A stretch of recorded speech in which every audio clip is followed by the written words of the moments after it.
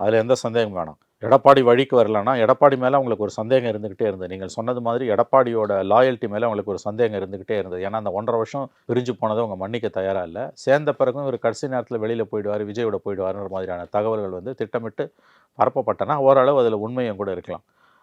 வேலுமணி போய் மோகன் பாகவத்த ஒரு மேடையில பார்த்ததுன்றது வந்து சாதாரண நிகழ்வு இல்ல.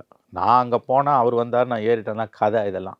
மோகன் பாகவத் இருக்காருன்னா, நீங்க அந்த விழாக்கே போயிருக்கக்கூடாது. கடந்த கால அதிமுக தலைமைன்னா அந்த பக்கம் தலை வச்சு கூட படுத்திருக்க மாட்டாங்க. ஆகவே மோகன் பாகவத்த போய் வேலுமணி பார்த்தது, வேலுமணி எடுக்கிற ஒரு முன்னெடுப்பு அரசியல். நான் இருக்கேன் உங்களுக்குன்றது. எடப்பாடி அத புரிஞ்சுகிட்டு, நீங்க எதுக்கு அங்க சாட்சிக்காரன் கால்ல விழுற, சண்டைக்காரன் கால்ல விழுறேன்னு, எதுக்கு நீங்க வேலுமணிய ஷிண்டே மாதிரிலாம் நெனைக்கிறீங்க? நானே உங்க ஆளு தான். எதுக்கு நீங்க வந்து அவர கூப்பிடுறீங்கன்ற மெசேஜ் தான் தெளிவா எடுத்து பேசினது. தங்கவேல பரிசளித்துட்டு அது வந்து நியாயப்படுத்துறதெல்லாம் அபத்தமானது. இதெல்லாம் வந்து யாருனா குழந்தைகிட்ட கூட போய் சொன்னா கூட அது நம்பாது. காதுல பூ சுத்துற வேலைய வேலுமணி செய்றாரு. ஆர்எஸ்எஸ் தலைவர் மோகன் பகவத்தோட மேடையில நீங்க நிக்கிறீங்கனாலே உங்க கதை முடிஞ்சு போச்சு.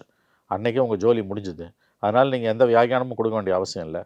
எடப்பாடி சொன்ன மாரி ஒரு படி மேல போயிட்டார். நீங்க வேலுமணிய வச்சுலாம் எதுவும் பண்ணாதீங்க. ஏன்னா அவருக்கு ஒரு பயம் இருக்குது. தன்ன கவுத்துருவாங்கன்ற பயம்.